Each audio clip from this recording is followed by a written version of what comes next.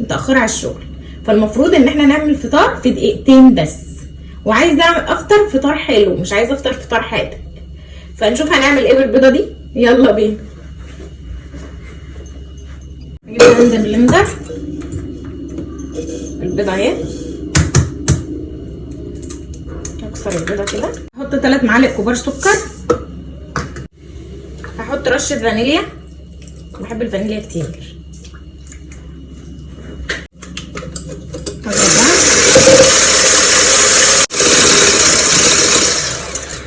بس خلاص انا ضربته لحد ما ابيض كده بقى بالمنظر ده كده. احط بقى معلقتين كبار زيت، احط كوبايه الا ربع لبن، هحط كوبايه دقيق بس واحده واحده،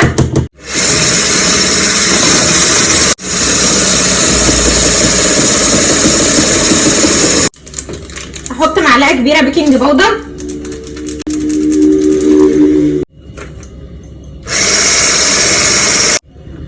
الخليط بتاعها بيكون شبه خليط الكيك، ولا خفيف ولا تقيل. هحط بقى الطاسه دي هنا، الطاسه دي قدي كبيره قوي بجد قوي، انا جايباها عشان احط فيها كذا واحده جنب بعض عشان نخلص، عشان مش كل شويه بقى اقعد احط واحده واشيلها وكده يعني. احط نقطه زيت بس، نقطه، كل ده نقطه لا احنا متفقناش على كده، ده كده كتير قوي. يلا مش مهم، هي كبيره. هجيب منديل بقى وامسحها. الطاسه بتاعتي بقى سخنت، هنزل بقى بيها كده بس، كفايه قوي.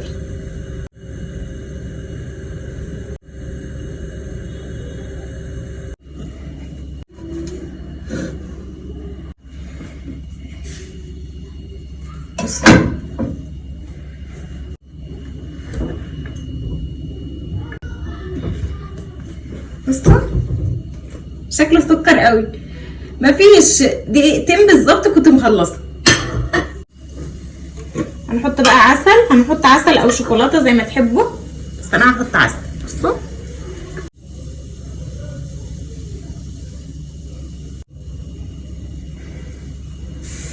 يلا باي.